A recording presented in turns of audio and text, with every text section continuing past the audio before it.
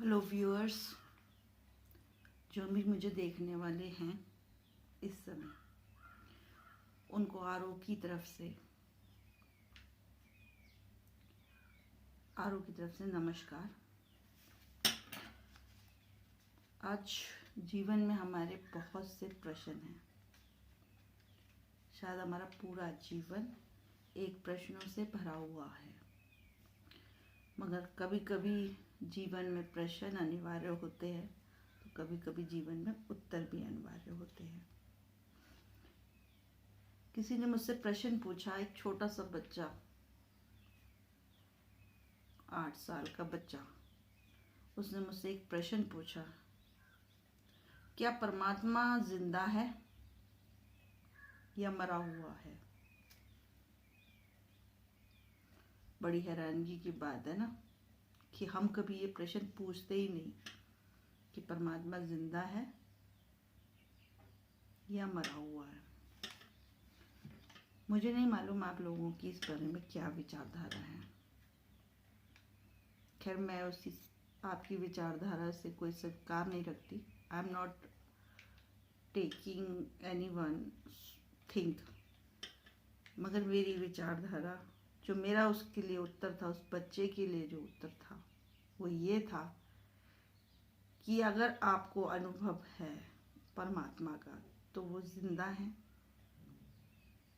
अगर आप उसे अनुभव नहीं कर सकते तो वो मरे हुए हैं।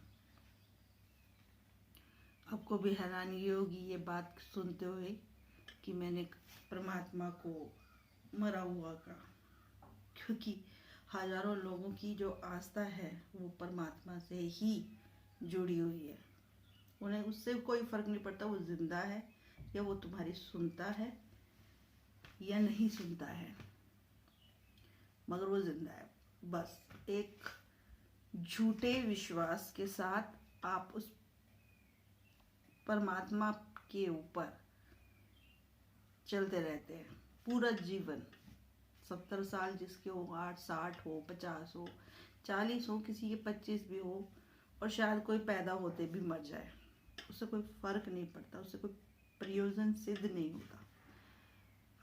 मेरे अनुभव में वो जिंदा है क्योंकि मैं उसे अनुभव करती हूँ,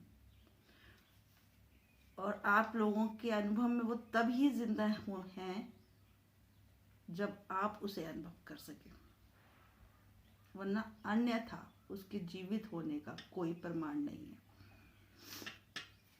छोटा बच्चा ये पूछ रहा है, तो छोटे बच्चे में तो लोग सभी कहते थे इसमें परमात्मा है। बिल्कुल है, क्योंकि वो अभी विचार से नहीं भरा, उसने अभी अपने भीतर के परमात्मा को नहीं खोया, मगर उसमें भी परमात्मा है नहीं। उसका एक ही कारण है कि उसमें परमात्मा इसलिए नहीं है क्योंकि उसमें वो अभी खुद है, उसे परमात्मा से कोई लेना देना नहीं है। उसको अपनी शरारतों से, अपनी समझ से, अपने तरीके से देखने की आदत है।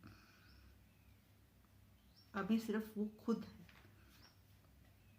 मैं उसे ये नहीं कहूँगी कि उसमें परमात्मा है या किसी भी बच्चे में परमात्मा होता है, मगर हाँ, एक अच्छी बात जरूर है, कम से कम परमात्मा को तो उसे पता नहीं, मगर उसे अपने होने का पूरा एहसास है, और इससे अच्छी बात कोई नहीं हो सकती। रह गई बात परमात्मा की, तो जैसा कि मैंने आपसे पहले भी कहा कि परमात्मा उनके लिए है जो अनुभव कर सकते हैं उसे, और जो अनुभव नहीं कर सकते उनके लिए वो मरे हुए हैं। क्योंकि आप अपने घर में या मंदिर में जब भी जाते हैं तो देखा है आपने, कभी आप फूलों की माला चढ़ा देते हो उसे श्रद्धावश, और कभी आपने देखा है कि हम माला किन लोगों को चढ़ाते हैं? एक दूसरे अर्थों में अपने परिवार के किन सदस्यों पे आप माला चढ़ाते हैं?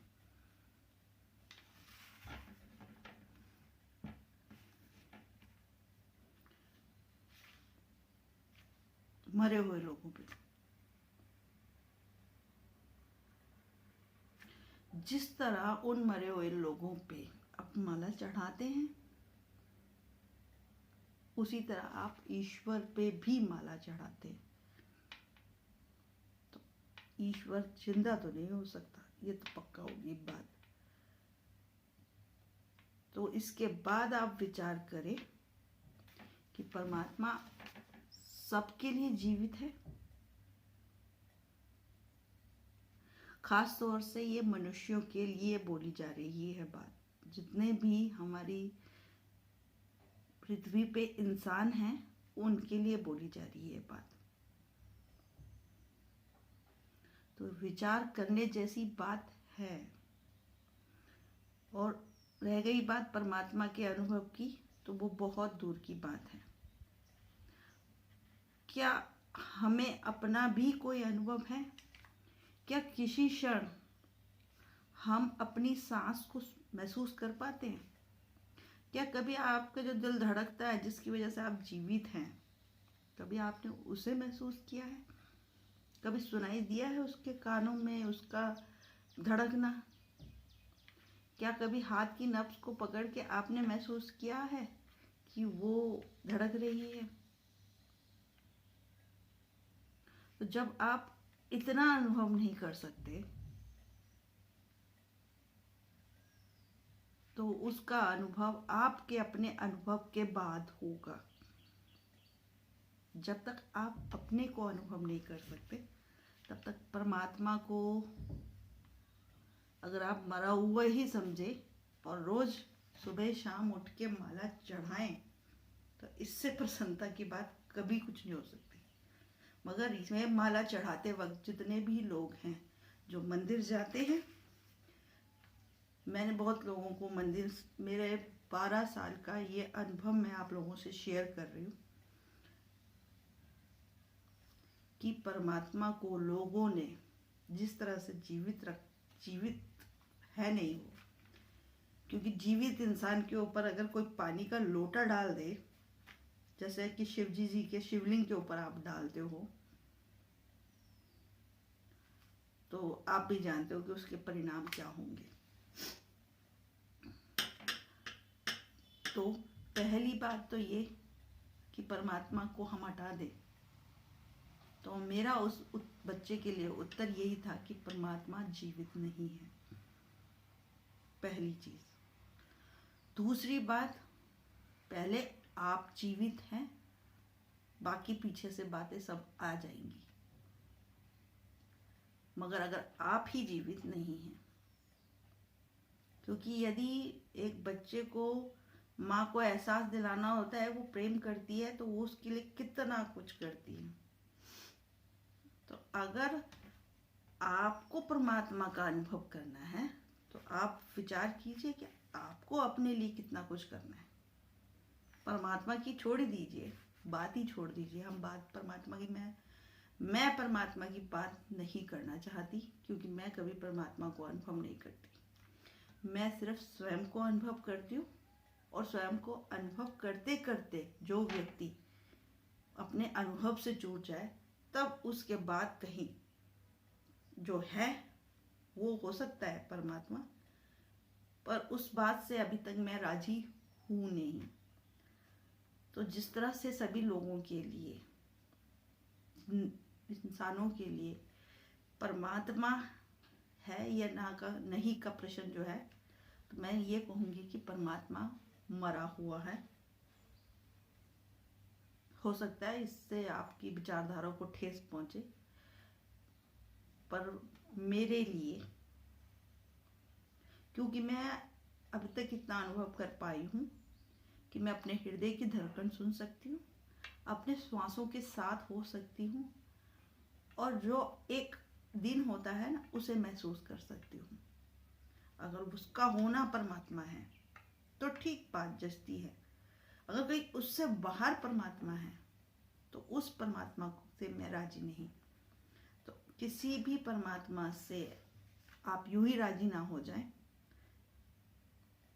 जरा इस बारे में विचार कीजिएगा। आरओ का ये वीडियो यहीं समाप्त होता है।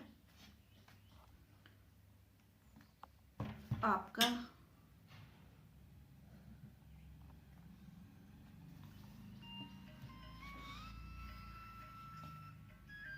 दिन शुभ हो। मेरे वीडियो को लाइक करने की या सब्सक्राइब करने की तब तक ज़रूरत नहीं है जब तक आपका दिल मेरे से नहीं जुड़े। अगर आपका हृदय मेरी तरफ चले तो ज़रूर मेरे वीडियो को पूरा देखें, शेयर भी कीजिएगा और सब्सक्राइब भी कर दीजिएगा। और सब्सक्राइब करने के लिए मुझे ये डिटेल देने की कोई ज़रूरत नहीं है। बहुत सारे यूट्यूबर चैनल हैं जो बार बार ये कहते हैं, आपको पहली बार में वो ये जानना चाहते ही नहीं कि आपको किसी ने पसंद किया या नहीं पसंद किया, या आपका किसी से दिल जुड़ा नहीं जुड़ा। मगर यदि आपका दिल मुझसे जुड़ता है तो ज़रूर सब्सक्राइब कीजिएगा, शेयर कीजिएगा, बेल आइकन के बटन को प्रेस कर दीजिएगा। अदरवाइज मुझे कोई भी ज़रूरत नहीं रहेगी सब्सक्राइब करने की। Thank you so much.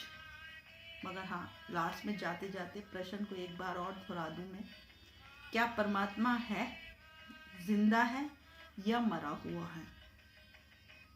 अब आप विचार कीजिए कि आपका परमात्मा कैसा है। मैंने आपको अपने विचार बता दिए कि मैं जिस चीज़ को अनुभव करती हूँ वो यदि परमात्मा है तो मैं राजी हूँ, अगर वो यदि परमात्मा नहीं है तो मैं बिल्कुल राजी नहीं हूँ।